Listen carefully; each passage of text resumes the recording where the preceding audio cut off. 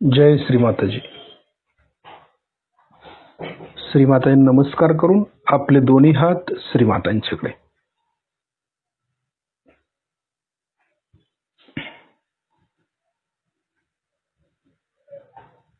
थोडस ताट बसूया.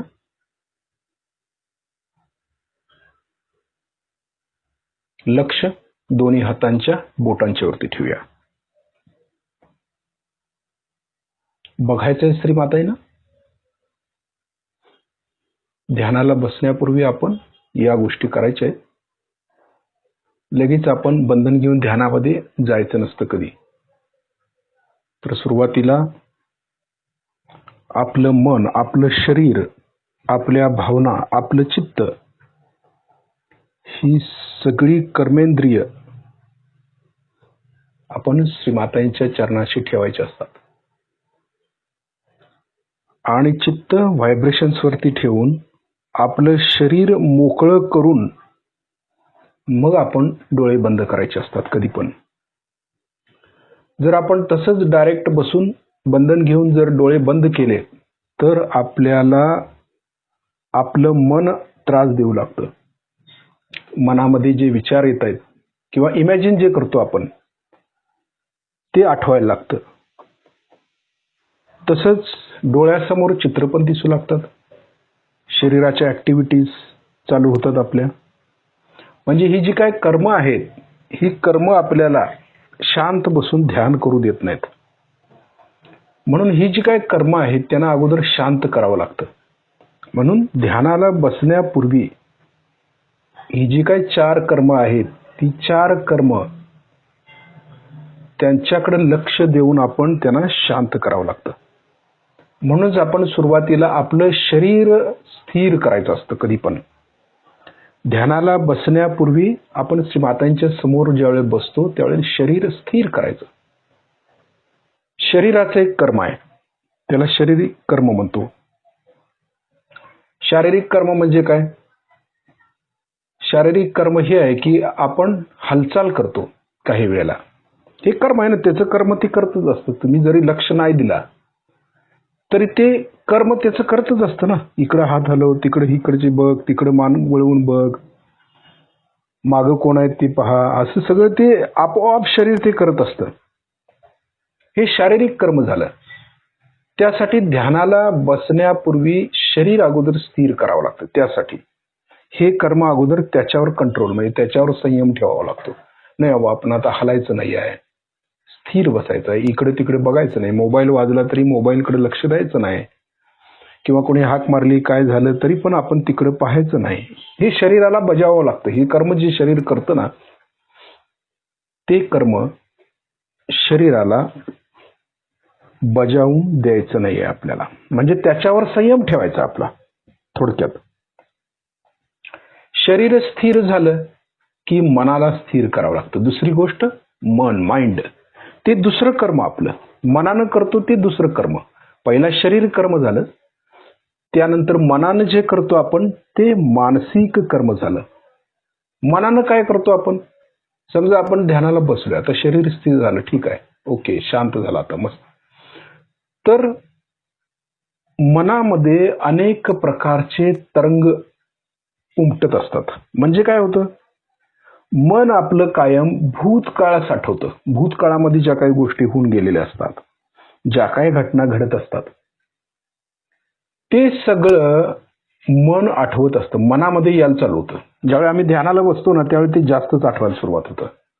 शरीर स्थिर झालं, ठीक, मान्य, परंतु मनाचं काय करायचं? माइंड, त्याला स्थिर करायलाच पाहिजे. ते एक कर्मच आहे. त्याला मानसिक कर्म म्हणतात. त्याला मानसिक स्थिती जी आपण म्हणतो ना, शारीरिक स्थिती आणि मानसिक स्थिती, 2 स्थिती असतात आपल्या. शारीरिक स्थिती आपण काहीतरी करून कंट्रोलमध्ये आणू शकतो, ते आपल्या हातामध्ये आहे. किंवा हालचाल करायची नाही बाबा, ठीक आहे, हालचाल करायची नाही. जी काही जरी झालं, पाठीला रग आली तरी आम्ही बसू शकतो, ठीक आहे. हात जरी दुखावला, पायात जरी गोळे आले, काही झालं तरी पण ठीक बसू शकतो, काय अडचण नाही. पण मानसिक स्थिती ज्या वेळेला आमची बिघडते किंवा कोणीतरी आपलं मन दुखावलेलं असतं किंवा विचार करत असतो आम्ही भूतकाळाचा की आता हे घडलेलं आहे, आता त्याच्यानंतर काय करायचं, हे भूतकाळामध्ये जे रममाण होतो ज्याला इमॅजिन करणं म्हणतो, ते माइंडमध्ये होत असतं आपल्या. आणि हे मन जे आहे ते आपल्याला त्यावेळेला त्रास देतं. समजा एखादी गोष्ट आपल्याला आठवली, चुकून जर आम्ही ध्यानामध्ये गेलो आणि एखादी व्यक्ती आम्हाला जर दिसली ध्यानामध्ये चुकून, तर आपलं मन काय करतं, त्या व्यक्तीच्या मागे धावतं. त्याला कंट्रोल करायचं मुश्किल होऊन जातं. म्हणजे ती शृंखला तयार होते मनाची. एक मन जसं त्या व्यक्तीबरोबर, मग त्या व्यक्तीच्या सगळ्या आठवणी आपल्याला आठवायला चालू होतात. म्हणजे ध्यान राहिलं बाजूला, आपण त्या मनाच्या साखळीमध्ये जाऊन अडकतो. हे मनाचं कर्म आहे. हे जे आहे ते मनाचं कर्म आहे. मन आपलं कर्म करत असतं. जसं शरीर आपलं कर्म करतं तसं मन आपलं कर्म करतच असतं. त्यामुळं ध्यानाला बसल्यानंतर त्याचा अति उद्रेक होतो, म्हणजे अति आठवायला लागतं. कारण डोळे बंद असतात, पहिली गोष्ट अंधार झालेला असतो. आणि अंधार झाल्यामुळं ती चित्र दिसायलाच लागतात आपल्या समोर. ती व्यक्ती समोर येते, काहीतरी घटना घडलेल्या असतात त्या आठवायला लागतात आपल्याला. म्हणजे मन आपलं भूतकाळामध्ये जास्त पळायला लागतं किंवा भविष्याचा तर विचार करतं. एक दोन गोष्टीपैकी एक काहीतरी करतं, पण जास्त करून मन जे आहे ते भूतकाळाचा विचार जास्त करतो. माइंड जे एक प्रकारचं आपण इमॅजिन केलेली एक संस्था आहे. मन म्हणजे काय, खरं म्हणजे ऍक्च्युली ते स्थिती नाही आहे मनाची, ते तयार झालेलं आहे. ते आपण स्वतःहून तयार करतो. मनुष्य काय करतो, माणसाचा स्वभावच विचित्र असतो. तो काय करतो की विचार करून का नाही मानसिक स्थिती आपली बिघडून टाकू शकतो. म्हणजे जे आपल्या मनात येणार नाही ते देखील काही गोष्टीचा विचार आपण करू शकतो. नाही असं झालं तर काय होईल, तसं झालं असलं तर, असं जे मन विचार करतं ना, त्यामुळे काय होतं, आपण भूतकाळाकडे जास्त वळतो किंवा डाव्या बाजूला आपण जास्त झुकतो. म्हणून डावीकडे माइंड असतं, आपलं मन असतं. म्हणून आपण लेफ्ट साइड जी आपली जी सुटत नाही ना, त्यामुळे त्यासाठी कॅन्डल करावी लागते. त्यासाठी लेफ्ट स्वाधिष्ठान जे आहे आपलं, जी होऊन गेलेल्या घटनेमध्ये जी कर्म ज्याला म्हणतो की ते कर्म आम्हाला मागं ओढतं.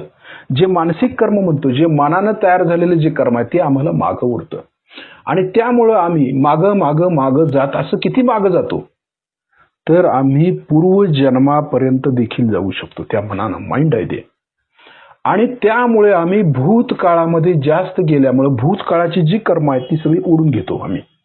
ती यायला लागतात. त्या जन्मातली पण कर्म आम्ही खेचून घेतो, ते पण येतं. आणि किती जरी कॅन्डल घेतलं तरी देखील ती कमी होत नाहीत. काही जणांचं असं असतं की लेफ्ट स्वाधिष्ठान जी असते ती सुटत नाही. किती जरी कॅन्डल घ्या, किती काही करा, लेफ्ट स्वाधिष्ठान सुटतच नाही. याचं कारण काय? कारण ही जी मंडळी असतात किंवा ही जी योगी माणसं आहेत ती भूतकाळामध्ये जास्त गेलेली असतात किंवा भूतकाळाशी अटॅचमेंट त्यांची जास्त असते किंवा मनामध्ये मानसिक शक्तीमध्ये किंवा मानसिक जे तरंग असतात त्या तरंगामध्ये ते अडकलेले असतात. त्यामुळे भूताच्या तावडीत सापडतात ते. त्यामुळे डाव्या बाजूला मन असल्यामुळे भूतकाळ जो आहे किंवा भूत जी आहेत ती डाव्या बाजूला असतात. म्हणून आपण भूतकाळाचा किंवा मनाचा जास्त विचार करणे, त्याला कंट्रोल करायचा आहे ध्यानामध्ये. म्हणजे यामध्ये असं आहे की जे संयम जो आहे तो संयम साधनं म्हणजे काय करायचं आहे, आम्ही संयम साधतो म्हणजे काय करायचं आहे, आम्ही सगळ्यावर कंट्रोल करायचं आहे. आम्ही शरीराला कंट्रोल करायचं आहे, मनाला कंट्रोलमध्ये ठेवायचं नाही. बाबा तिकडे जायचं नाही, आम्हाला जायचं नाही. आम्ही मध्यामध्ये राहणार, वर्तमान काळामध्ये राहणार. आत्ता जे चालू आहे, समोर जे ध्यान चालू आहे ते ध्यान आम्ही करणार. हे मनाला सतत बजावावं लागतं. मन असं तसं ऐकत नाही. मन सैरवैर आहे. श्रीकृष्णाने सांगितलं ना, मन हे चंचल आहे, माइंड, की त्याला व्यसन घालायचं म्हणजे अवघड आहे. त्याला कुणीही व्यसन घालू शकत नाही. त्याला फक्त परमेश्वराचं नामस्मरणच व्यसन घालू शकतो, म्हणजे परमेश्वरच व्यसन घालू शकतो. आपल्या भाषेमध्ये, सहयोगाच्या भाषेमध्ये बोलायचं झालं तर ध्यान, मेडिटेशन, की श्रीमातांची जी कुंडलिनी आपली शक्ती जी जागृत आहे त्याच्यावरती लक्ष देणं, परमचैतन्यावरती लक्ष दिलं तरी मनाला आपोआप कंट्रोलमध्ये येतो. परंतु आपल्या सवयीमुळे भूतकाळाकडे आपण ओढलं जात असतो. काही वेळेला जरी आम्ही ध्यानामध्ये जात असलो तरी देखील काही वेळेला आम्ही भूतकाळामध्ये ओढलो जातो. त्यावेळेला काय होतं की डावी बाजू आमची कमजोर होत जाते. म्हणूनच आपण अशा साधकांनी कॅन्डल ट्रीटमेंट हातावरची घेणं अत्यंत गरजेचं आहे. जर त्यांनी कॅन्डल ट्रीटमेंट नाही घेतली तर कदाचित ते भूतकाळामध्ये रमून जातील किंवा कायमचे लेफ्ट साइडेड होऊन जातील. म्हणून या गोष्टी टाळायच्या असतील तर मनाला आपण आवर घातला पाहिजे. सगळ्यात महत्वाची गोष्ट आहे की जे मन आहे, मन जे कर्म करतं, मनाचं कर्म मन करतं, शरीराचं कर्म शरीर करत असतं. त्यानंतर तिसरं जे कर्म आहे ते आपलं बौद्धिक कर्म आहे. म्हणजे बुद्धीनं कर्म करतं. बुद्धी काय कर्म करते? विचार करते बुद्धी. बुद्धीचं काम काय आहे? विचार करणं. आता त्याला कोणी थांबवू शकणार आहे का विचार करायला? की नाही, बुद्धी आहे ती विचार करतच राहणार आहे. जसं हृदय आहे, हृदयाला आपण थांबवू शकतो का? समजा हृदयाचं स्पंदन वाढलं, त्याला कोणी कंट्रोल करू शकतं का? नाही. जसं फुफ्फुसाची काम आहेत, फुफ्फुसाचं पंपिंग आहे किंवा श्वास घ्यायचं सोडायचं, त्याला कोणी थांबवू शकतं का? त्याचा वेग कमी करू शकतो का? नाही. त्याचं ते कामच आहे. लिव्हरचं काम आहे, ते लिव्हर करणारच आहे. त्यासाठी याला कोणी थांबवू शकत नाही. म्हणून मेंदूचं जे कार्य आहे किंवा बुद्धीचं जे कार्य आहे, कर्म आहे, त्याला थांबवू शकत नाही. म्हणजे ते एकसारखं विचार करतं. म्हणजे आम्ही ध्यानाला बसलो तर ध्यानाला बसल्याबरोबर विचार यायला सुरुवात होतं. बघा कसं काय चित्त आहे ते, की डोक्यामध्ये विचार येतात. ध्यानाला आपण टीव्ही बघताना विचार येत नाही, शांत वाटतं, उलट ध्यान लागतं टीव्ही बघत असताना. अशा पण घटना आहेत की टीव्ही बघताना आपल्याला ध्यान लागतं, काही वेळेला अचानक सडनली लागतं, कारण आपण निर्विचार होतो. कारण आपण त्यामध्ये एवढे एकरूप झालेलं असतं की आम्हाला समाधान झालेलं असतं, आनंद वाटत असतो टीव्ही बघताना, आणि कुंडलिनी डायरेक्ट वर येते, सहस्त्रारच्या वर जाऊ शकते. तसं ज्यावेळेला आम्ही मुद्दाम नाही, आज मी 1 तासभर ध्यान करणार किंवा अर्धा तास ध्यान करणार म्हणून जर मातांच्या समोर आम्ही बसलो तर 100% डोळे बंद केल्यानंतर बुद्धीचा खेळ चालू होतो. म्हणजे काय होतं? विचार यायला सुरुवात होतात, जे नको नको त्या गोष्टी करायला सुरुवात होतात. डोकं चालू होतं आपलं. नाही, मग भविष्य काळाचा विचार आपण जास्त करतो त्यावेळेला. जे आपण ठरवतो नाही हे करायचं नाहीये, तरी पण मेंदू आपला ऐकत नाही किंवा बुद्धी आपली ऐकत नाही. असं करायला पाहिजे, तसं करायला पाहिजे, माझ्यामुळे असं घडलं पाहिजे, ही घटना घडत का नाही. ह्या ज्या काही गोष्टी आहेत ज्या आपल्याला मागं ओढणारे आहेत, ज्याला त्यामुळे अहंकार निर्माण होणार आहे, त्या गोष्टी मेंदू करत असतं किंवा बुद्धी करत असते. म्हणजे बुद्धी आपल्याला संकटात टाकते, पहिली गोष्ट. कारण बुद्धी जिथं वापरायची तिथंच वापरावी लागते. जर ध्यानामध्ये आपण बुद्धी वापरू लागलो तर आपल्याला अहंकार निर्माण होणार. म्हणजे हे एक प्रकारचं कर्म आहे. जसं शरीर आहे, शरीराचं कर्म करतं, मन आहे, मनाचं कर्म करतं, तसं बुद्धी आहे ती बुद्धीचं कर्म करत असतं. म्हणून ध्यानाला बसण्यापूर्वी या सर्व कर्मांना आपण संयम घालायचा असतो. म्हणूनच सुरुवातीला आपण ज्यावेळेस श्री मातांच्या समोर बसतो त्यावेळेस श्री मातांना पाहतो आधी नीट, आणि मग श्री मातांच्याकडून जे काही चैतन्य येते ना, त्या चैतन्याकडे लक्ष देऊन भक्तीपूर्वक आपण ते चैतन्य खेचून घेण्याचा प्रयत्न करतो. आता चौथं जे कर्म आहे ते चित्ताचं कर्म आहे. हे मात्र सगळ्यात चांगलं कर्म आपण करतो, परंतु हे कर्म आपल्या हातून होतच नाही. ही 3 कर्म झाल्यानंतर जे चित्ताचं कर्म आहे ते होतच नाही आमच्या हातून. आता चित्ताचं कर्म काय? जे आपण आत्ता करतोय ना, जे श्री मातांना पाहतोय, हे व्हायब्रेशन्स घेतोय, मुद्दा म्हणून आम्ही चित्त लावलो ना श्री मातांच्याकडे. चित्त आम्ही काय म्हणतो, मन लावा म्हणत नाही. श्री मातांच्याकडे मन लावायचं नाही आहे, चित्त लावायचं आहे, चित्तानं. कारण चित्तामध्ये चैतन्य आहे. सगळ्यात महत्वाचं काय आहे, हे जे काय चित्त कर्म करतं ना, हे चित्त कर्म जे करतं ना, ती सगळ्यात महत्वाचं आहे आपल्यामध्ये. आणि नेमकं आम्ही चित्तालाच विसरतो, चित्ताकडे लक्षच देत नाही. जे चित्त श्री मातांच्या चरणाशी लावायचं आहे, जे चित्त व्हायब्रेशन्स ओढून घ्यायचं आहे, जे चित्त शस्त्रारच्या वरती कुंडलिनीकडे लावायचं आहे, त्या शिवशक्तीकडे लावायचं आहे, तिथं न जाता आमचं चित्त आम्ही वाया जातो. हे कसं काय? कारण ही जी काय कर्म आहेत आपली, जी पहिली 3 कर्म आहेत ना, शारीरिक कर्म आहे, मानसिक कर्म आणि बौद्धिक कर्म जे आहे, या कर्मामध्येच आपला वेळ जास्त जातो आणि चित्ताकडे आम्ही जास्त लक्ष देऊ शकत नाही. हे डिव्हाइन आहे चित्त, आपलं दैवी आहे. ही चित्ताची जी देणगी परमेश्वरानं दिलेली आहे ना, ती डिव्हाइन आहे, दैवी आहे. आणि म्हणूनच लक्ष आपलं चित्त जे आहे, म्हणतो ना आपण, कुठं आहे आपलं चित्त, कुठं आहे लक्ष आपलं, हे जे म्हणतो ना आपण, ते सगळ्यात महत्वाचं आहे. कारण चित्तामध्येच चैतन्य आहे. श्रीकृष्णाने गीतेमध्ये काय सांगितले की मी मनुष्याच्या शरीरामध्ये चेतनेच्या रूपात आहे. चेतना म्हणजे चित्त, चित्तामध्ये चेतना आहे. म्हणजे किती महत्वाची गोष्ट त्यांनी सांगितली आणि नेमकं बरोबर आम्ही सगळं विसरतो आणि आम्हाला जे मागे ओढताय, जे शरीराचं कर्म आम्हाला मागे ओढतं, जे बौद्धिक कर्म आहे ते आम्हाला मागे ओढतं आणि जे मानसिक कर्म आहे ते आम्हाला डबऱ्यात घालतं.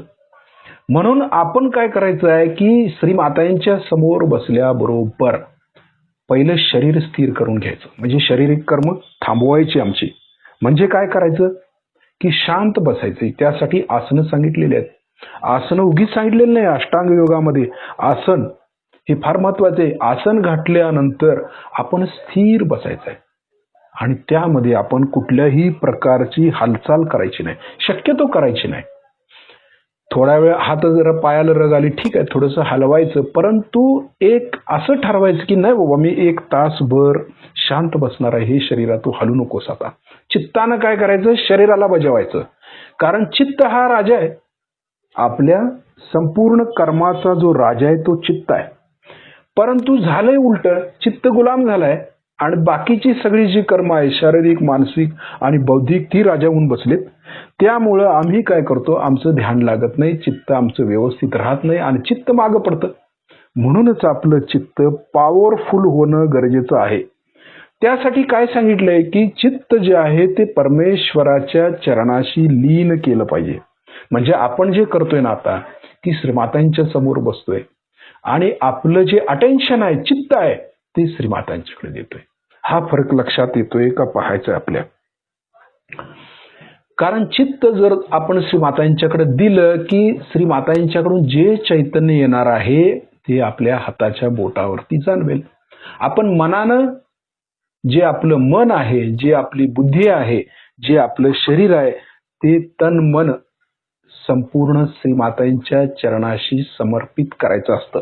ह्या समर्पण करण्यासारख्या गोष्टी आहेत. हे जे कर्म आहे ते समर्पित करायचं असतं. म्हणून श्रीकृष्णाने काय सांगितले की अव्वा तू सगळी कर्म कर परंतु माझ्या चरणाशी ठेव. बरोबर, त्यांनी डिव्हाइन डिप्लोमसी वापरली. आपल्या हे लक्षात आली येत नाही काही वेळेला. आपण काय करायचं आहे की जे काय कर्म करतो, मनुष्याचा स्वभाव असा आहे की तो कर्म केला की त्याला वाटतं मी केलो, त्यामुळे अहंकार वाढला, बुद्धी वाढली आमची, बुद्धीनं आम्ही विचार केला. म्हणजे बुद्धी आम्हाला भलतीकडेच घेऊन गेली. दुसरं काय, मन मन तयार होतं की मन इमॅजिन करत असतं. नाही, बुद्धी बरोबर त्याला बळ येतं ना, बुद्धीला ते सपोर्ट करत असतं मन. नाही तू असं नाही, असं कर, हे असं केलास तर असं होईल, असं मन काय करतंय की भरकटवतं आपल्याला. म्हणून काय करायचंय की श्रीकृष्णाने सांगितलं की जे काय असेल कर्म ते तू माझ्या चरणाशी समर्पित कर, मगच तुला परमेश्वराची प्राप्ती होऊ शकेल. कारण मानवाचं जे मन आहे किंवा जे बुद्धी आहे ते श्रीकृष्णाला चांगलं माहिती होतं, त्याचा अभ्यास होता. कारण श्रीकृष्णच विराट आहेत ना, ब्रेन म्हणजे कोण आहे, श्रीकृष्णच आहेत. त्यांना हे चांगलं माहिती होतं. म्हणून त्यांनी सांगितले की सगळं जे समर्पित करायचे ते माझ्या चरणाशी समर्पित कर आणि तू फक्त माझं भजन कर किंवा तू भक्तीमध्ये उतर. भक्ती केल्याशिवाय तुला परमेश्वर किंवा माझी प्राप्ती होणार नाही, असं त्यांनी स्वच्छ सांगितलंय.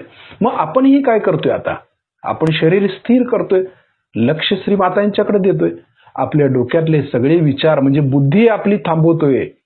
सगळ्यात महत्वाचं काय, ज्यावेळी आम्ही एकाग्र चित्तानं श्रीमातांना पाहत असतो त्यावेळेला या चित्तामध्ये भक्तीचा भाव जागृत करायचा असतो. काय करायचा, हे सर्व जर कर्म थांबवायचे असतील, त्याला संयम ठेवायचा असेल तर भक्ती मार्ग हा सगळ्यात सोपान मार्ग आहे, जो मध्य मार्ग म्हटलेला आहे.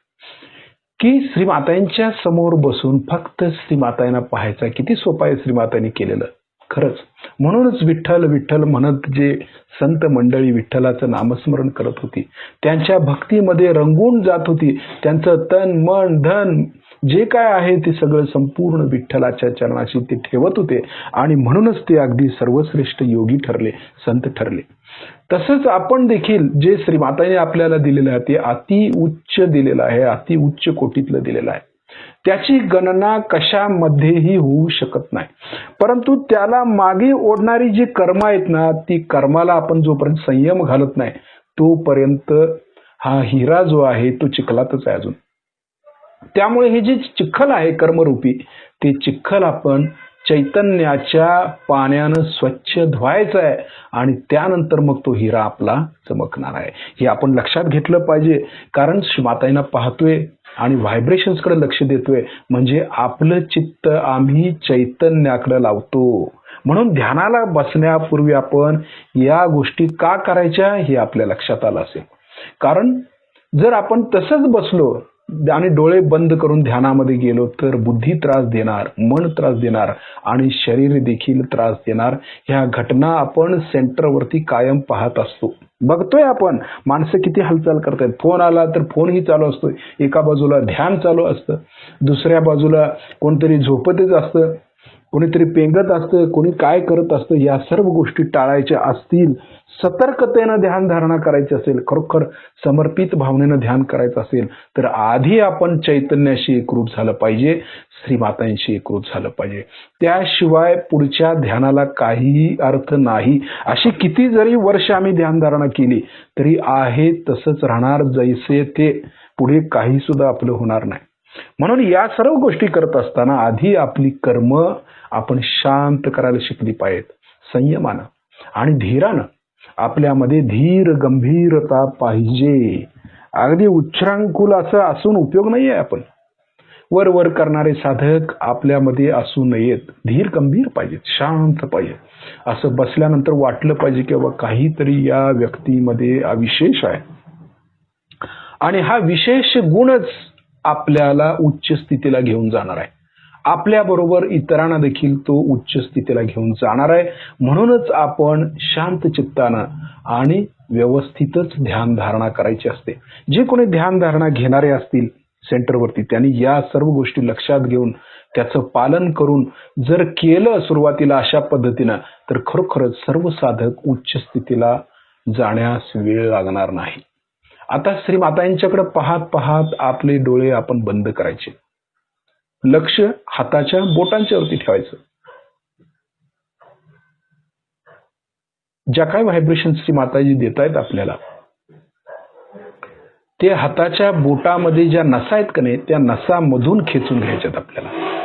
बोटाच्या किनाऱ्यावरती लक्ष देतोय बरोबर आहे, परंतु ह्या ज्या नसा आहेत ना त्या नसामधून आपण चैतन्य खेचून घ्यायचं असतं.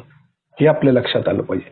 आणि नसा जागृत झाल्यावरच आपल्याला आपल्यातले दोष समजतात. तोपर्यंत दोष काही समजत नाहीत आम्हाला. आम्ही या कर्मामध्ये मग अडकलेलो असतो. जोपर्यंत आपले दोष आपल्याला नाही समजत ही दुसरी पायरी आहे. आता डोळे बंद केल्यानंतर आपलं लक्ष कुठे गेलं? व्हायब्रेशन्सकडे गेलं. जी काही जाणीव आहे त्या जाणीवीकडे लक्ष गेलं. म्हणजे सगळी इंद्रिय स्टॉप झाली. आपली कर्मेंद्रिय सगळी स्टॉप झाली, थांबली. आणि त्यानंतर जे चालू होतं ती जाणीव चालू होते. हे महत्वाचं आहे ना. मग जाणीवच महत्वाची आहे ना. जाणीव कशी होते? ती आत्म्याची जाणीव. जोपर्यंत शारीरिक हालचाली, बौद्धिक हालचाली, मानसिक हालचाली आपल्या थांबत नाहीत तोपर्यंत आपल्याला आत्मिक हालचाल समजणार नाही. कितीही प्रयत्न करा. कारण ही तपश्चर्या आहे आपली आणि ही तपश्चर्या आपण करणं गरजेचं आहे. कारण लक्ष म्हणूनच आपण व्हायब्रेशन्स वरती ठेवतोय, चैतन्यावरती ठेवतोय. कारण आत्म्याला जाणल्याशिवाय परमात्म्याची कशी जाणीव होणार आपल्याला? म्हणून आत्म्याची जाणीव होण्यासाठी ही सर्व कर्मेंद्रिय आपली त्याला संयम घालायचं, त्याला व्यसन घालायचं आहे आपल्याला चैतन्यानं. त्याला धुवून काढायचं आहे. जो हिरा आतमध्ये चैतन्याचा आहे किंवा आत्म्याचा जो हिरा आतमध्ये हृदयामध्ये आहे ना त्याला चैतन्य स्वच्छ करून धुवून काढायचं आहे चैतन्यानं. त्यासाठीच या व्हायब्रेशन्स आपण श्रीमातांच्याकडून खेचून घेत आहोत. आणि हे जे काही खेचलेलं चैतन्य आहे ते मनगटापासून हाताच्या कोपऱ्यापर्यंत घ्यायचं आहे आपल्याला. खेचून घ्यायचं एकसारखं. म्हणूनच चैतन्य खेचून घेण्याला फार महत्व आहे. आपण त्याची किंमत करत नाही. आपल्याला समजत नाही. अरे येतात गार येतं संपलं, पुढे काय? काही समजत नाही आपल्याला. याचं काय करायचं पुढे? हे चैतन्य आपण घेतोय खरं आहे, पण त्याचं पुढे करणार काय? तर त्यासाठी हेच आहे की हे जे चैतन्य आपण खेचून घेतोय हे चैतन्य पार नसांच्या पर्यंत, आतमध्ये ज्या नसा आहेत ना 72,000 नाड्या आहेत सांगितले ना योगामध्ये, सायन्समध्ये पण आहे. 72,000 नाड्या स्वच्छ करायच्यात आपल्याला. आणि या नसांच्या पासून ज्या जाळी तयार झाली आहेत, काही ठिकाणी जिथं विशुद्धी आहे, अनहद चक्र तयार झालेलं आहे, नाभी चक्र झालेलं आहे, ही जी काय 7 शक्ती केंद्र, 6 शक्ती केंद्र जी आहेत, ही 6 शक्ती केंद्र नसांच्या ज्या जाळ्यामुळे तयार झालेलं आहे, त्याला प्लेक्सस म्हटलेलं आहे. आणि ही प्लेक्सस स्वच्छ कशी होणार, तर चैतन्य घेऊनच होणार आहे ना. आम्ही एखादं चक्र पकडलं तर ते स्वच्छ कसं करतो, चैतन्यानंच करतो ना. नसा स्वच्छ करायचे अनेक प्रकार आहेत. जसं साधा सोपा उपाय श्रीमातांनी सांगितला, मीठ पाण्याचा उपचार, यामुळे देखील नसा आपले स्वच्छ होतात. हे शारीरिक झालं. शारीरिक स्थिती, मानसिक स्थिती.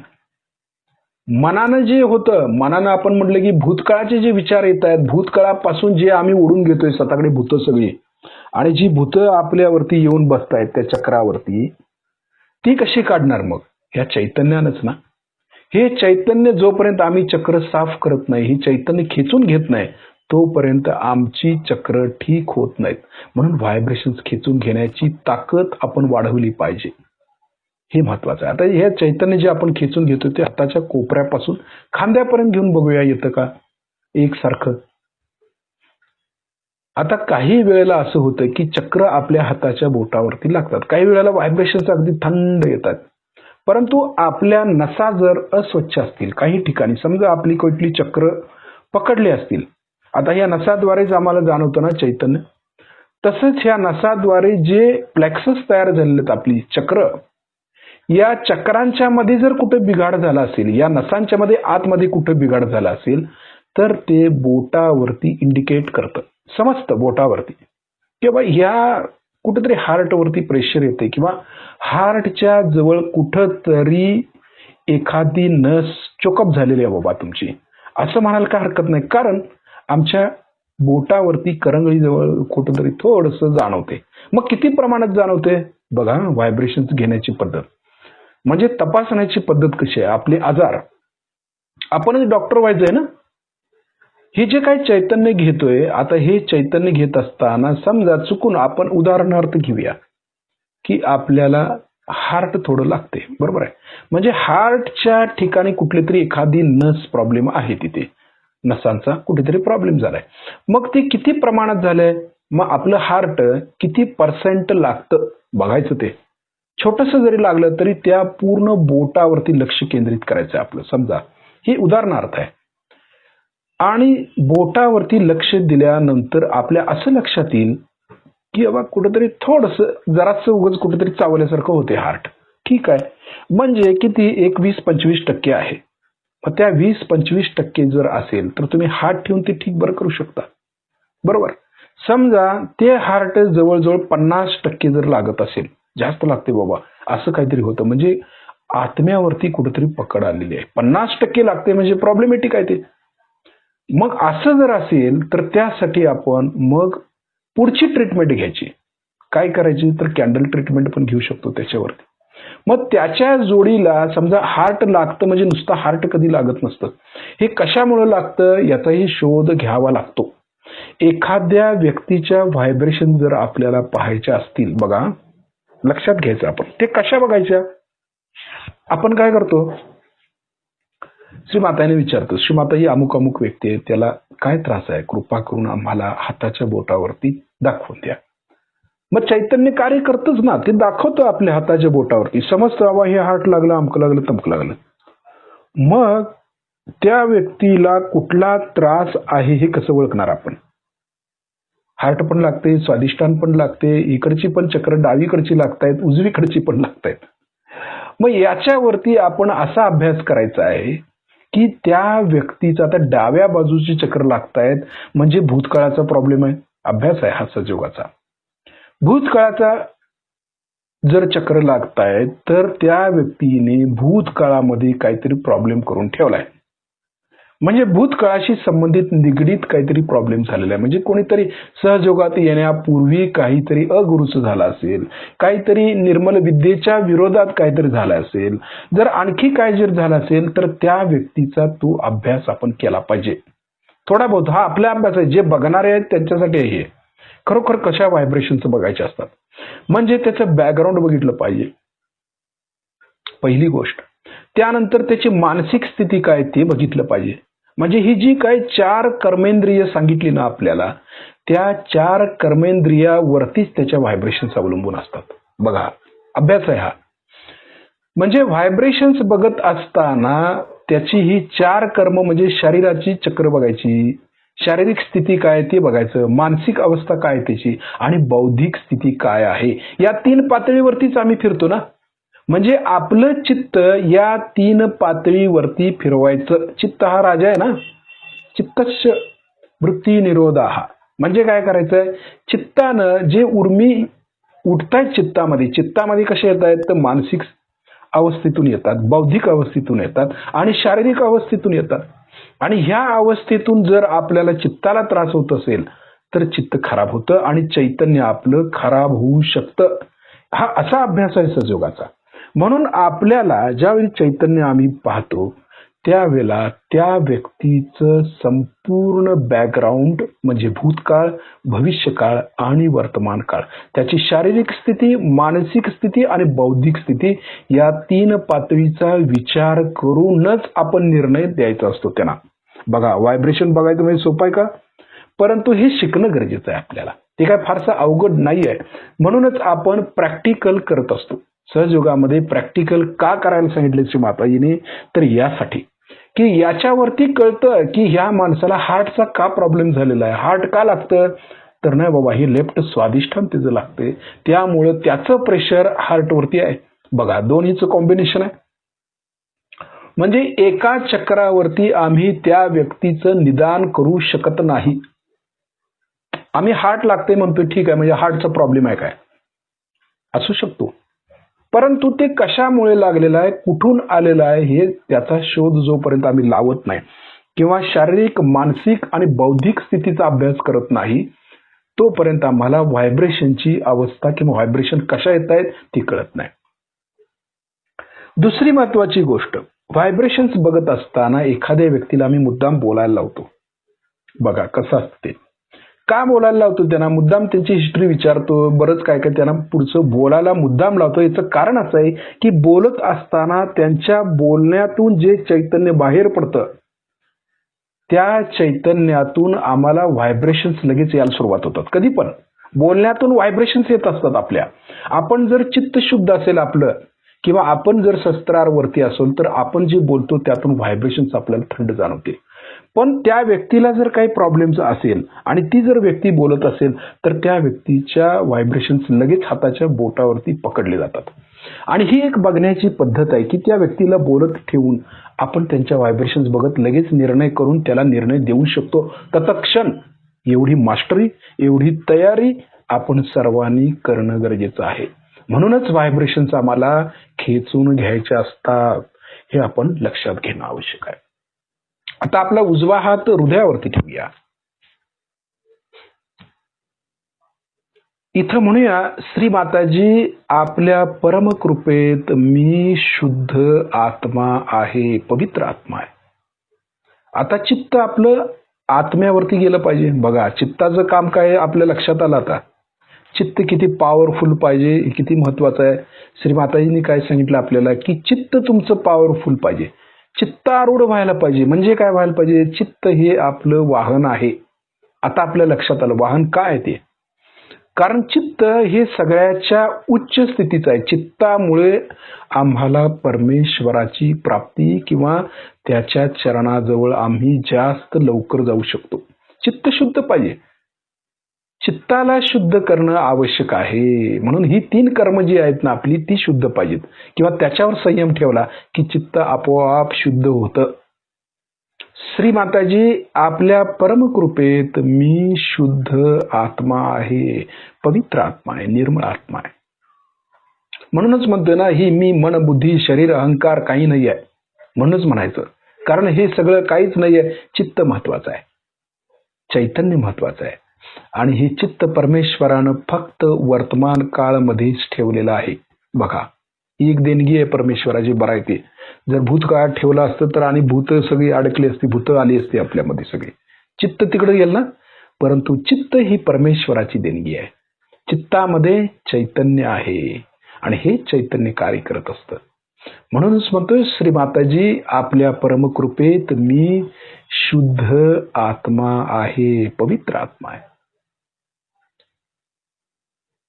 त्यानंतर आपल्या उजव्या हाताचा तळवा आपल्या डोक्याच्या टाळूवर दाबून धरायचा. मान थोडी खाली झुकूया, हात दाबून शिस्तीत फिरवूया आणि म्हणूया, श्री माताजी, आपण साक्षात श्री सहस्त्रार स्वामिनी आहात. कृपा करून आमच्या सहस्त्रदल कमलामध्ये विराजित व्हा. हात दाबून शिस्तीत फिरवायचा आहे. ज्या ठिकाणी हात फिरवतोय त्या ठिकाणी लक्ष देऊन भक्तीनं करायचं, सगळं श्रद्धेनं करायचं. श्री माताजी, आपण साक्षात श्री आदिशक्ती आहात. कृपा करून आमच्या सहस्त्रार चक्रामध्ये विराजमान व्हा. ही म्हणणं, ही करणं अत्यंत गरजेचं आहे. कारण सगळ्यांनी एकाच पातळीवरती यायचंय आपल्याला, म्हणून सर्वांनी करायचं. बाकीच्यांची कुंडलिनी कदाचित सहस्त्रारवर येत असेल लगेच ताबडतोब, परंतु त्यांनी इतरांच्यासाठी खाली यायचं आहे आणि सर्वांना बरोबर घेऊन जायचंय आपल्याला. आता हात किंचित वरती उचलायचा, थोडासा वर खाली मागे पुढे गोल फिरून बघायचं. टाळूतून आपल्याला चैतन्याची जाणीव होते का? तळव्यावरती हाताच्या उजव्या बघायचं सहज मध्ये. हात खाली घेऊया.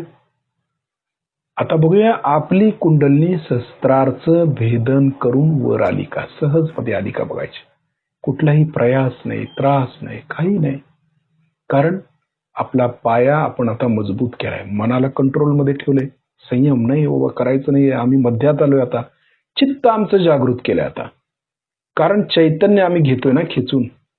चित्ताचं लक्ष कुठं आहे आता? चैतन्याकडे आहे. विलीन केलं ना त्याला, चैतन्यामध्ये लीन केलं. विलीन म्हणजे लीन. त्यामुळे चैतन्य आपलं कार्य करते. लक्ष व्हायब्रेशन्स कडे गेल्यामुळे ते व्हायब्रेशन्स मूलाधार मध्ये जाऊन कुंडलिनी बरोबर कुंडलिनीकडे अटेन्शन देऊन कुंडलिनी सहस्त्रारवर येते. म्हणूनच व्हायब्रेशन्स पहिला हातावरती घ्यायचे असतात. डायरेक्ट बसून ध्यान कधीही करायचं नसतं. हे फार महत्वाचं आहे. हातामध्ये चैतन्य नाही तर आपण काहीही करू शकत नाही. काय करण्याला अर्थच नाही त्याला. चैतन्य नाही, शक्ती नाही आहे. शक्ती नसता देहची गळे म्हटले ना. कशासाठी म्हटले ते?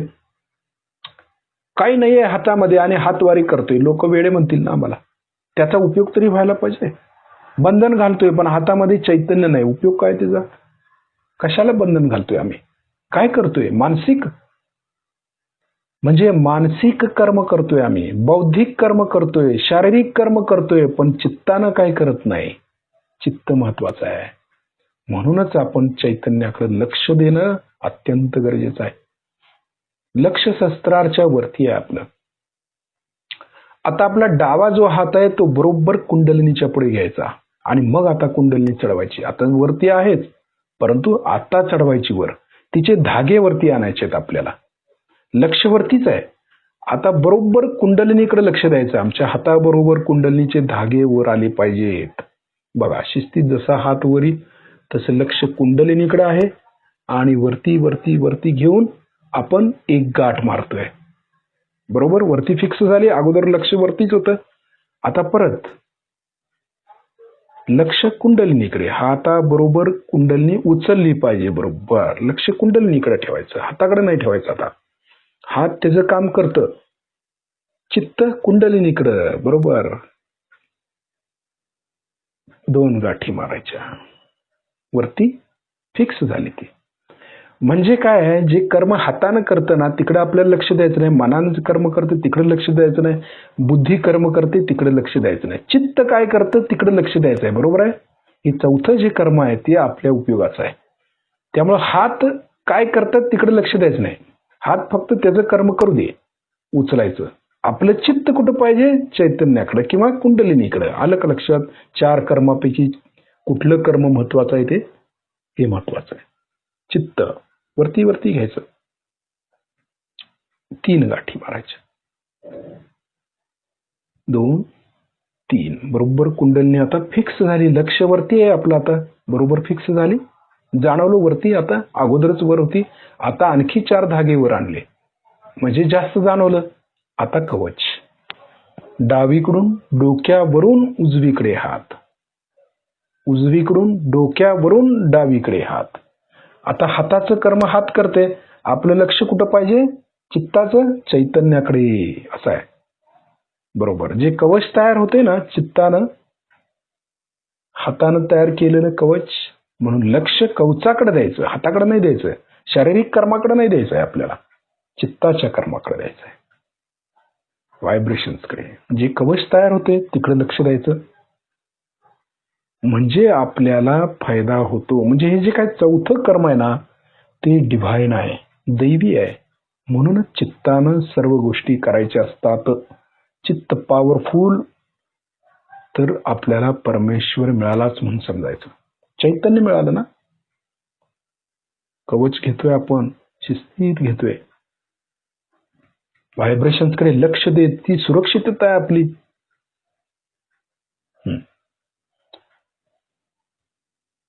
परत दोन्ही हात श्रीमातांच्याकडे, थोडस ताट बसतोय, लक्ष दोन्ही हातांच्या बोटांच्या वरती आहे, कवचाकडे आहे, जे बंधन घेतलं तिकडे, आणि शस्त्रारच्या वरती बघायचंय. आपण जे बंधन घेतलं ते बसलं का आपल्यालाच, दुसऱ्याला बंधन आपण लगेच देतो, पण स्वतःला बंधन बसलंय की नाही कधी बघतच नाही आपण. हे बघणं गरजेचं आहे. अगोदर स्वतःकडे लक्ष द्यायला पाहिजे. स्वतः डॉक्टर झालो नाही आणि दुसऱ्याला चेकअप करतोय आम्ही, उपयोग काय तिचा? म्हणजे अजूनही पेशंटच आहोत आपण. डॉक्टर होणं गरजेचं आहे, शिकलं पाहिजे, कळलं पाहिजे. लक्ष व्हायब्रेशन्सकडे आणि कवचाकडे आपल्या, आणि शस्त्रारच्या वर, एका वेळेला 3 ठिकाणी लक्ष देतोय आपण.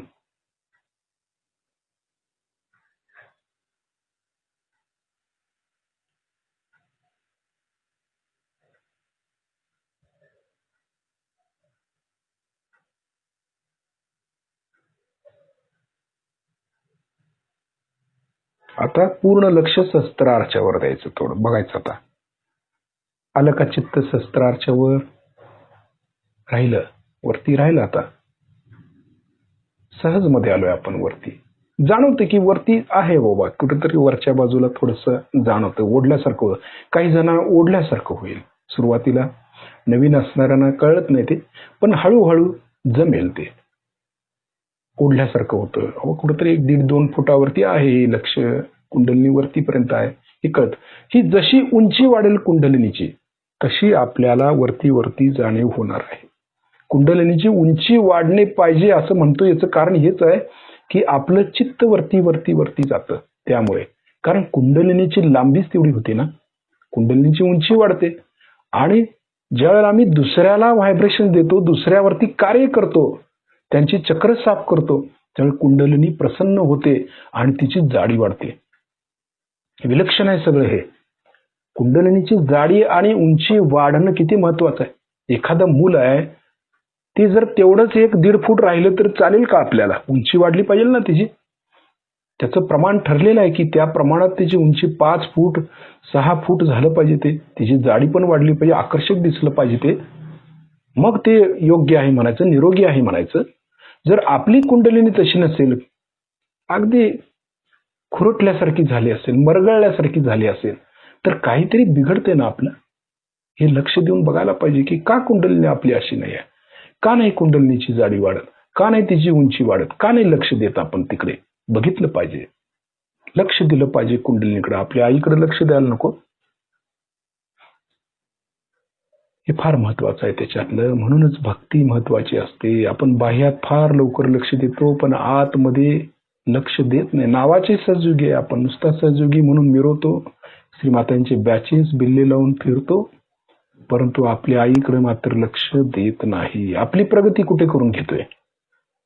श्रीमाताई कधी प्रसन्न होतील? ज्यावेळी तिच्याकडे लक्ष दिलं जाईल, तिचं ऐकाल, त्यावेळेला श्रीमाताई प्रसन्न होणार ना.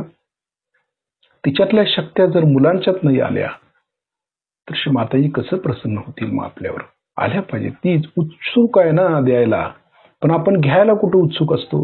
ध्यानाच्या वेळेला झोपतो, आळस देतो, लक्ष भलतीकडेच असतं आपलं. मोबाईलवर खेळत बसतो, बऱ्याच गोष्टी होत असतात. तिकडे लक्ष न देता एकाग्रतेनं जर आपण चित्तानं लक्ष दिलं तर स्वतःचं कल्याण होईल आणि त्याबरोबर इतरांचंही भलं होईल ना. किती महत्वाचं आहे. लक्ष शस्त्राच्या वर ठेवणं गरजेचं आहे. आता चित्त शस्त्राच्या वर.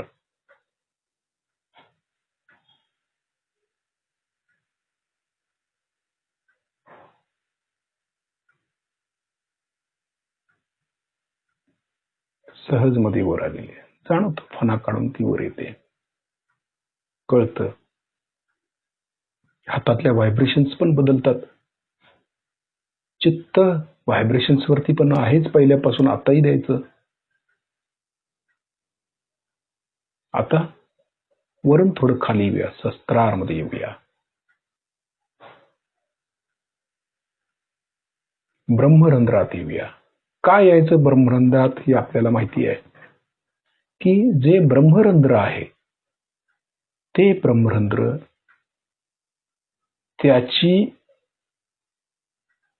त्याचं जे व्यास आहे ना ते किती वाढले ते बघायचं आहे. म्हणजे कुंडलिनीची जाडी आपल्याला किती वाढली ती कळतं त्याच्यावर.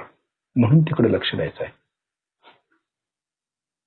म्हणूनच कुंडलिनीनं सहस्त्रारचं भेदन केलं पाहिजे सारखं. हे म्हणतात ना श्रीमाताजी, ते खरंय. 24 तासातून कुंडलिनीनं सहस्त्रारचं किती वेळा भेदन केलं हे बघणं फार गरजेचं आहे. त्याला धारणा म्हणतात. ध्यान आणि धारणा जी आहे ना, हीच धारणा आहे की कुंडलिनीनं सहस्त्रारचं भेदन करावं, छेदन करावं. दिवसातून किती वेळा करतं त्याच्यावरती आम्ही किती श्रीमातांच्या जवळ आहोत ते कळतं. परंतु 24 तासामध्ये फक्त 1 तासच आम्ही ध्यानाला बसतो, तेही 100 विचार घेऊन बसतो. डोक्यापुढे डोळ्यासमोर चित्र येतात, अशा गोष्टी घडतात. हालतो 100 वेळा. म्हणजे ध्यान काहीच होत नाही आणि म्हणतो आमची का प्रगती होत नाही. कशी होणार? आपण जर प्रॉपर ह्याच्यानं नाही गेलो, स्थिर नाही बसलो, संयम नाही ठेवला कशावर, कसं काय पुढे जायचं कळत नाही ना. म्हणून श्रीमाताई जे सांगतायत ते अगदी काळजीपूर्वक ऐकायचं असतं. अमृतवाणी आम्हाला बरं वाटतं, काय वेळेला अमृतवाणी ऐकतो, लक्ष आपलं भलतीकडेच असतं. काय वेळेला नुसता श्रीमातांचा आवाज, वा श्रीमाताई काही छान बोलल्या, आपण ते काय देतायत ते घ्या ना. पाय ते आपल्या आतमध्ये कधी मुरवायचं आहे का? मुरवायचंच नाही, नुसतं ऐकायचं आणि सोडून द्यायचं आहे. चिंतन नाही, मनन नाही, त्याच्यावर काही त्याप्रमाणे एखादी गोष्ट आमच्यामध्ये येत नाही, आतमध्ये उतरत नाही, काय उपयोग मग ते ऐकून? असं आहे ना सगळं. किती म्हणजे श्रीमाताई तळमळीने सांगत असतात, त्याचं आपण पालन केलं पाहिजे ना. का नुसतं ऐकायचं आणि सोडायचं बस झालं? मग कुंडलिनीची वाढ कशी होणार? तिची उंची कशी वाढणार? जाडी कशी वाढणार? जे कार्य अजून करायचं ते काही केलंच नाहीये. आम्ही नुसताच प्रचार प्रसार पॉम्पलेट घेऊन फिरतो नुसता. काय करतो आपण दुसरं? त्याच्यानं समाधान मिळतं. ते मानसिक कर्म झालं, शारीरिक आणि मानसिक कर्म झालं. आणि बौद्धिक कर्म काय की समाधान. बरं झालं आम्ही एवढा प्रचार दिवसभर केला, बस. पुढे चित्तानं काय केलं? चैतन्य घेतलं, दुसऱ्याला चैतन्य दिलं, त्याची चक्र साफ केली, काही सुद्धा नाही. मग प्रगती कशी होणार? जे खरं कर्म करायचं चित्तातून ते करणं गरजेचं आहे. आणि ती जोपर्यंत आपण स्वतःतलं चैतन्य दुसऱ्याला देत नाही आणि दुसऱ्याचं चैतन्य जी निगेटिव्हिटी आपण घेत नाही, तोपर्यंत प्रगती नाही. निगेटिव्हिटी घ्यायला शिकली पाहिजे, त्याची चक्र ओळखता आली पाहिजे. स्वतः आपण डॉक्टर झालं पाहिजे. आता नाहीतर काय उपयोग आहे? सगळे पेशंटच झालं, डॉक्टर कोणी व्हायचं? झालं पाहिजे सगळे सहयोगी आणि डॉक्टर होता आलं पाहिजे सगळ्यांना. फार महत्वाचं आहे ते. शस्त्रारमधून आज्ञेमध्ये येऊया. आज्ञा कुठे आहे माहिती आहे आपल्याला? ब्रह्मरंध्राच्या बरोबर खाली. जाणवतं ते. सूक्ष्म पद्धतीने बघावं लागतं. सूक्ष्मता आली पाहिजे एक प्रकारची.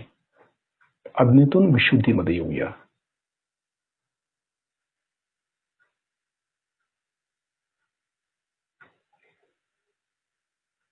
विशुद्धी फार महत्वाचं चक्र आहे. साक्षी भाव.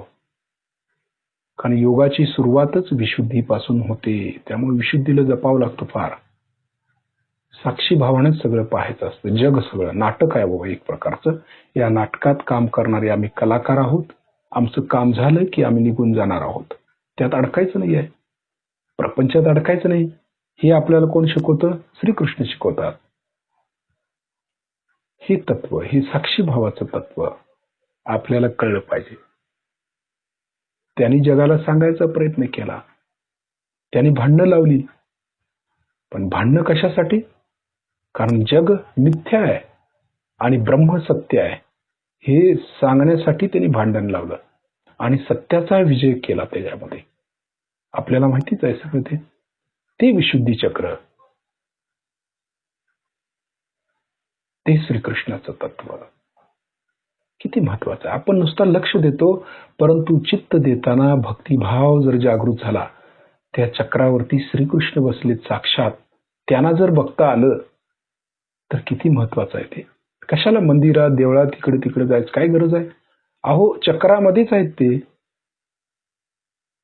त्यांना बघता आलं पाहिजे ना. ते जर प्रसन्न झाले तर सगळं कार्य होण्यासारखं आहे. पण आम्ही चक्रावर ध्यान करा म्हटलं की चक्रावर तिथे गार होते का, गरम होते का, मग ते फिरते का, हे असं बघतो. तसं नाही बघायचं. काही हरकत नाही, काही वेळेला समाधान होण्यासाठी करतो. परंतु सगळ्यात महत्वाचं काय आहे की त्या चक्रावरची देवतेला आम्ही पाहिलं पाहिजे. तिला नतमस्तक झालं पाहिजे, तिला समर्पित झालं पाहिजे, म्हणजे मग कार्य घटित होतं.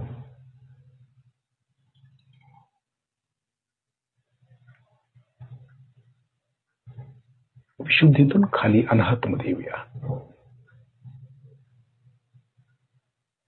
अनाहत म्हणजे लगेच दुर्गा माता जगदंबा आठवली पाहिजे, तिथं जागृत झाली पाहिजे. ते चित्त द्यायचा अवकाश जाणवलं पाहिजे लगेच. जगदंब जगदंब बोलायच्या अगोदरच चित्त कार्य करतं. बघा चित्त किती पॉवरफुल असतं. आपण शरीर पोहोचायच्या अगोदर चित्त गेलेलं असतं. चित्ताचा वेग किती आहे, कितीतरी आहे. तुम्ही इथं जरी असला आणि अमेरिकेत जरी कोण असलं तरी इथं बसून त्यांना ठीक करू शकतो म्हटले ना श्रीमाताईने. ते कसं? चित्तानं. चित्त किती पॉवरफुल आहे. म्हणूनच चित्त महत्वाचं आहे. अनाहत मधून खाली नाभीपर्यंत यायचं आहे. वरून खाली लक्ष नाभी. बघा नाभी तर किती असं फिरतं की बस लक्ष्मी नारायण समुद्रात आहेत ते. साक्षात लक्ष्मी नारायण. त्यांचं दर्शन नाभीमध्येच घ्यावं. कशाला इकडं तिकडं? नाभीतच बसलेत किती आहे. तुझं आहे तुझं पाशी परी तू जागा चुकलाच. चित्तच भलतीकडे जातं. चित्ताकडे लक्षच नाही म्हटल्यानंतर मनच तयार करतं ना सगळं. नाही वा हे चाललंय खोटं आहे. मन काय शिकवतं आपल्याला? विचार करायला लावतो बुद्धीला. नाही, बुद्धीला देखील पालटवतं ते मन. असलं मन असतं. मन हे निगेटिव्हच म्हटलं पाहिजे थोडक्यात. ते बुद्धीला देखील भ्रष्ट करतं, शरीराला देखील विचलित करतं. असं जे मन आहे त्या मनापासून सावध राहायचं. चंचल चित्ताची साथ द्यायचं, चित्ताकडे लक्ष द्यायचं. वर्तमान काळ. नाभीतून स्वादिष्ठान, वरून खाली लक्ष स्वादिष्ठान मध्ये. स्वादिष्ठान मधून मूलाधार, जिथं श्री गणेशांचं स्थान आहे. वरून खाली लक्ष मूलाधार, पाठीचा शेवटचा मणका. प्रयत्न करायचा, बघायचा. काही जणांना होतं, काही जणांना जाणीव होत नाही. काही हरकत नाही. नाही झाली काही हरकत नाही. प्रयत्न करायचा, चित्तानं करायचा, प्रयत्न करायचा. होतं मात्र. श्रीमाताजी सगळे शिकवत आहेत. फक्त आपली उत्कट इच्छा पाहिजे. आता मूलाधार शक्ती केंद्रावरती गणेशांना बसवले. तिथे बघायचं श्री गणेश जागृत आहेत का झोपलेत. नाहीतर आपली अशी कर्म बघून ती झोपणारच की सगळे. आपण शारीरिक कर्मात, मानसिक कर्मात, बौद्धिक कर्मात अडकलोय. त्यांच्याकडे लक्ष नाही, झोपून जातात ते. म्हणूनच आपण वरून खाली लक्ष त्यासाठी देतो की सर्व देवी देवता जागृत व्हाव्यात. सगळ्यांचं अटेन्शन त्या देवतांच्या वरती पाहिजे. तेच कार्य करतायत. आपण काय करतोय तेव्हा? आपण काही करत नाही. तेच आपल्यातून कार्य करत असतात. माध्यम व्हायला पाहिजे. माध्यम पण असं सशक्त पाहिजे ना. श्री मातांनी सर्वांना आपलं माध्यम केलेलं आहे. पण आमचं चित्त कुठे आहे? हे महत्वाचं आहे. श्री माताजी, आपणच गणेश स्वरूपात आमच्या मूलाधार शक्ती केंद्रावरती या व आम्हाला त्याची जाणीव करून द्या. असं नुसतं म्हटलं तरी गणेश जागृत होतात, लगेच अलर्ट आहेत ते. फक्त आपल्या कर्माने झोपतात ते. जन्म मृत्यूच्या पलीकडचं ज्ञान देणारी देवता म्हणजे श्री गणेश. त्यांना अनंत जन्माचं सगळं माहित आहे. आपल्या रेकॉर्डर आहे त्यांच्याजवळ. श्री माताजी नाहीत का, आई आहेत ना त्यांच्यापाशी, त्यांनाच माहिती आहे की सगळं. आणि तेच यातून बाहेर काढतात. म्हणून ते निर्विघ्न, विघ्न विनाशक, सगळ्या विघ्नांचा नाश करणारे ते म्हणतात. त्यांना नाव आहे ना, त्याच्यासाठीच नाव आहे ते. सगळी कर्म कशी कर्माची निर्जरा करून टाकतात ते. सगळी कर्म आपली संपवून टाकतात. पण गणेश जागृत पाहिजेत आपल्यात, मगच. तोपर्यंत नाही. अबोध बालकासारखं म्हणजे कसं आहे, मूळ स्थितीला जातो आपण. अबोध बालक व्हायचंय म्हणजे काय व्हायचंय, म्हणजे आपण मूळ स्थितीला आलो ना. आमचं मूळ काय आहे, आम्ही लहान बालकासारखीच आहोत. पण फार मोठं झाल्यावर शिंग फुटली आम्हाला अहंकार प्रत्यहंकाराची, आणि त्यामुळे आम्हाला काही कळेना. म्हणूनच हे गणेश म्हणजे अबोध बालक, तसं आपण व्हायचं आहे. ती प्रार्थना श्री गणेशजींना करायची.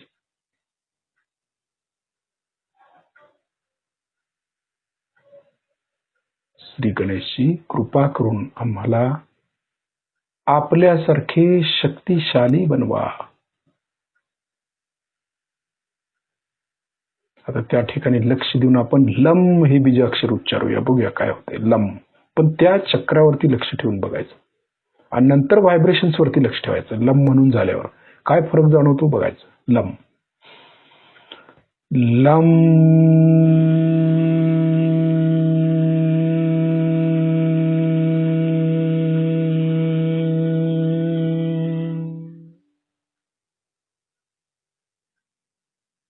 फरक पडतोय का बघायचं, लगेच व्हायब्रेशन्सवर लक्ष द्यायचं. कारण संवेदना जी आहे ना, ती वाढवणं गरजेचं असतं आपल्याला. डोळे बंद केल्यावर सर्व पंचेंद्रिय आपण बंद केली, सगळी कर्म बंद केल्यानंतर जी राहते ती फक्त संवेदना. आणि त्या संवेदनाद्वारे आम्हाला परमेश्वराला ओळखायचं आहे, त्याजवळ जायचं आहे. आणि ही संवेदना वाढवण्यासाठी बीज मंत्र आहेत आणि स्तोत्र आहेत, की ज्या स्तोत्रानं किंवा बीज मंत्रानं जे स्पंदन तयार होतं, त्या स्पंदनातून आपल्याला जाणीव होत असते किंवा संवेदना जाणवत असते, समजत असते. ती कळणं गरजेचं आहे. आणखी एकदा म्हणूया लम. आता कशी संवेदना येते ते बघायचं. Lump lump.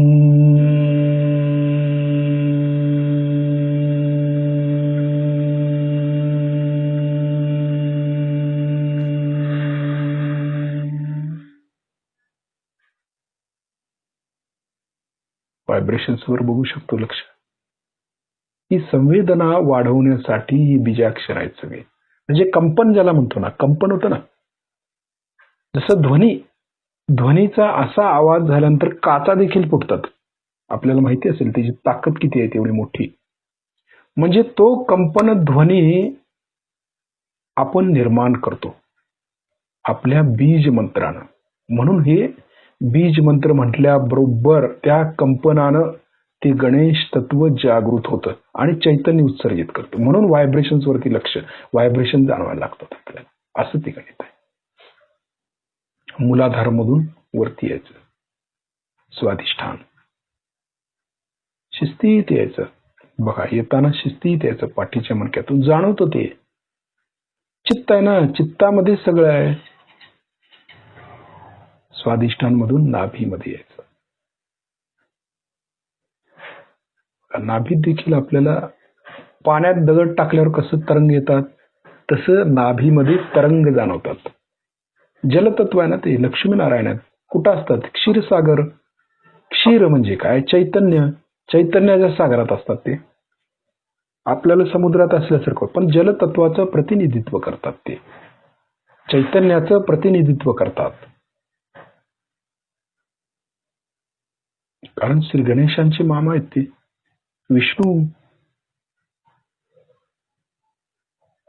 हळूहळू नाभीतून अनाहत मध्ये यायचं.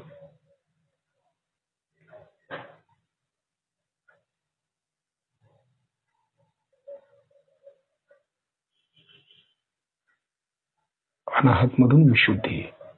बघा, शिस्तीत आल्यानंतर किती जाणवत होती पाठीच्या मणक्यात, पण शिस्तीत यायचं. आपण जी भरकन या सवय लागली आपल्याला ती सोडायचं. चैतन्याचं काम फार स्लो आहे, शिस्तीत आहे ते. गणेश किती शिस्तीत कार्य करतायत, तसंच स्लो झालं पाहिजे.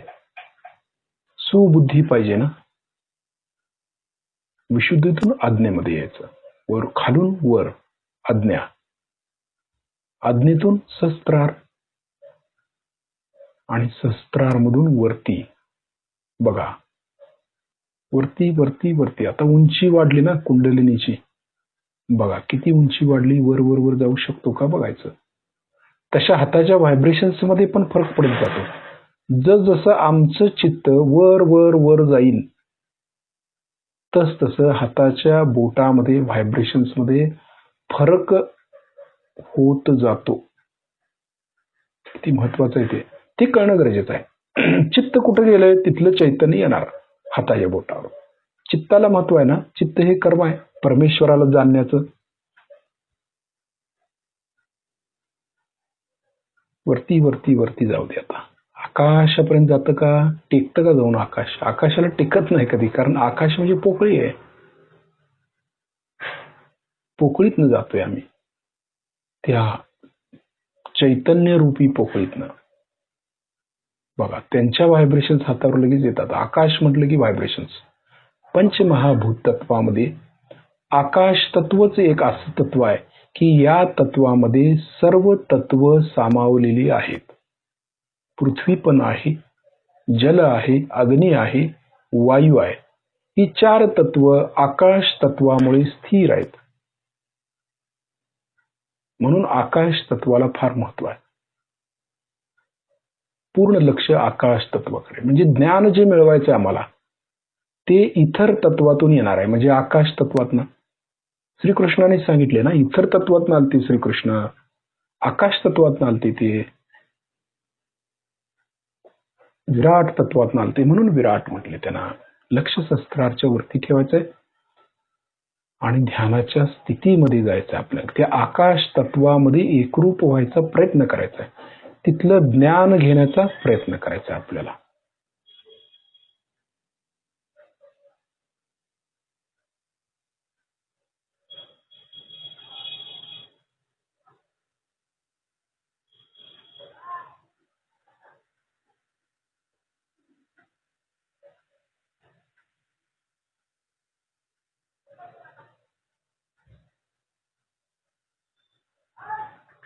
श्रीमातांचं एक लेक्चर आहे, 5 मिनिटाचं आहे, पण अगदी भक्तिपूर्वक ऐकायचं.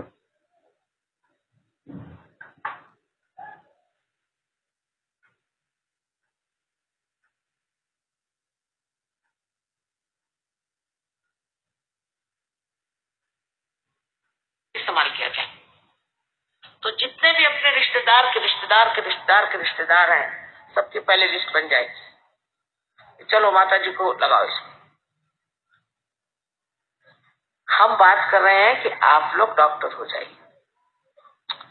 आप अपने को देखिए. आप पहले डॉक्टर हो जाइए और फिर सबको आप ठीक भी कर सकते हैं. लेकिन सबको ठीक करके करना क्या है.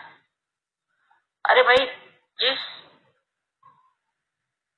जीप में प्रकाश आने ही नहीं वाला उसको ठीक करके करोगे भी क्या. भगवान भी सोचते हैं कि ये तो बेकार के हैं दीप, इनको काहे को ठीक करना. लेकिन आपको ये लगा रहता है कि चलो इनके करा लें. ये सहयोग से नहीं होने वाला. इससे आपको किसी प्रकार से भी कोई भी लाभ नहीं होने वाला. हाँ, 2-4 लोग ठीक हो जाएंगे, हो सकता है उससे आपको लोग मानने लग जाए, ये हो जाए वो हो जाए, पर उससे आपकी प्रगति नहीं हो सकती. आपकी प्रगति नहीं हो सकती.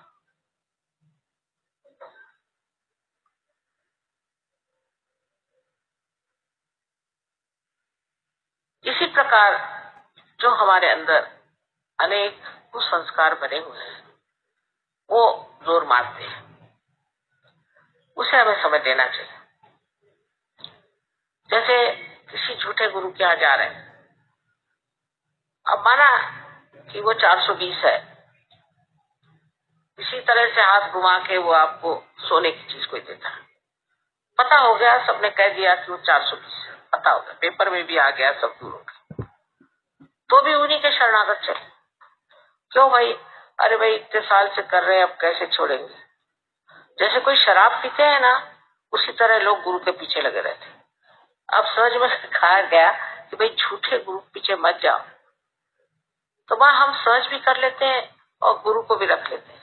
तो ऐसे ही हुआ कि एक पैर मगर के मुंह में डालो और एक ना वोट पे रखो और कहो कि हमें पार ले जाओ, आपके साथ वो मगर भी चलाएगा। ये हमारे अंदर दूसरी प्रवृत्ति कि जिस चीज को चिपके हुए हैं उसे हम छोड़ नहीं सकते, उसको छोड़ना है। यहां तक कि जिस सीढ़ी से आप चढ़ रहे हैं, अगर आपको ऊपर आना है तो आपको उस सीढ़ी को छोड़ना पड़ेगा और ऊपर आना पड़ेगा, जो कि अच्छी सीढ़ी है। जैसे धर्मातीत होना कहते हैं, धर्म से परे उठना। धर्म से परे उठने का मतलब ये नहीं कि आप धर्म को छोड़ते हैं, पर धर्म आपके अंदर इतना भिन जाता है कि आप अधर्म करते ही नहीं, ऐसा वो अपने अंदर भिन जाता है। आपको याद रखना नहीं पड़ता, आपको ये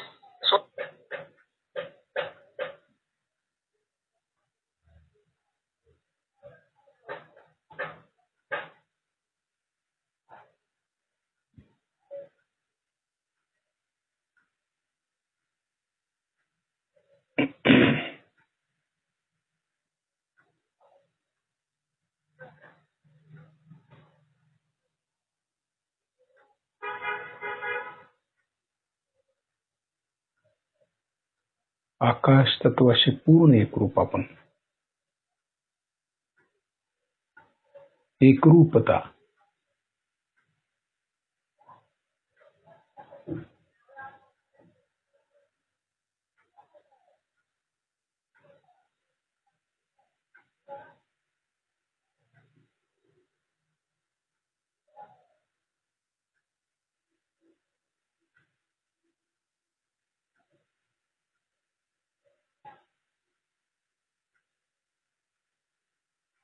आता हळूहळू आपले डोळे उघडायचे, श्री माताईनं बघायचंय, लक्ष वरतीच राहू दे, बघायचंय फक्त श्री माताईनं।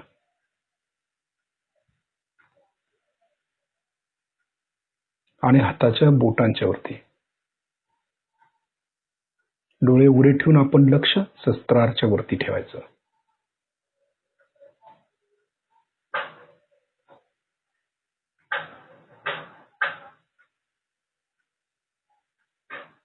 ही जाणीव, ही निर्विचारिता, चित्त चैतन्याकडे गेलं, आपोआप निर्विचार होतं, आणावं लागत नाही, करावं लागत नाही, सगळी कर्म जागच्या जागी थांबतात। पण चित्त पॉवरफुल पाहिजे।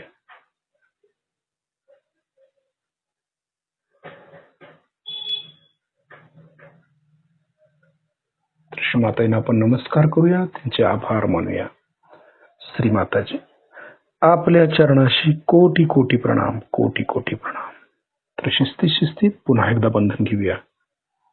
डावा हात कुंडलिनी समोर, लगेच उजव्या हातानं कुंडलिनी वरती उचलायची, लक्ष कुंडलिनीकडे, चित्त कायम लक्षात ठेवायचं, हाताकडे लक्ष ठेवायचं नाही, शरीराच्या कर्माकडे लक्ष द्यायचं नाही, चैतन्याकडे। एक गाठ, जी गाठ बसते तिकडे लक्ष पाहिजे, शरीराकडे नको। दुसऱ्या वेळेला स्थित वर उचलायचे, लक्ष कुंडलिनीकडे। 2 गाठी। तिसऱ्या वेळेला शिस्तीत वर उचलायचे।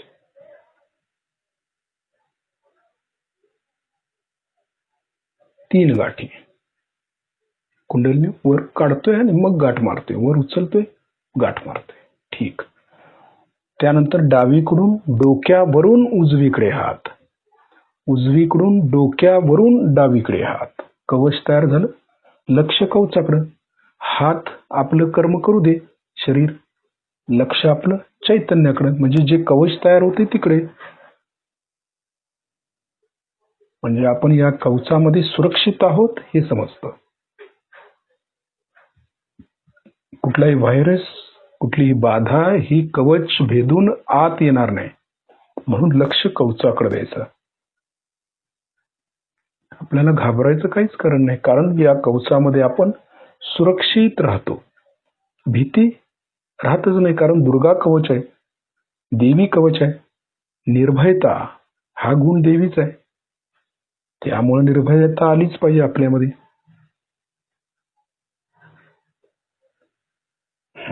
उद्या आपण दिवसभर लक्ष सहस्त्रारच्या वरतीच ठेवायचं आहे आपल्याला, आणि आपल्या कवचावरती लक्ष केंद्रित करायचं आहे. झोपताना देखील आपलं चित्त आपण सहस्त्रारच्या वरती ठेवून झोपायचं आहे, आणि पहाटे ध्यानाला उठताना देखील आपण लक्ष सहस्त्रारच्या वरतीच असावं, असा प्रयत्न आपल्याला करायचा आहे. जय श्री माताजी.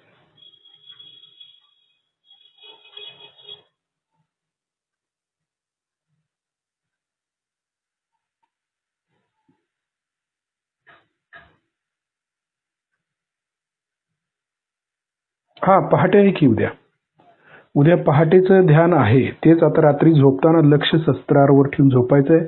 उद्या पहाटे बरोबर सगळं आवरून पहाटे 5 वाजता आपण ध्यानासाठी बसायचं आहे. ठीक आहे. जय श्री माताजी.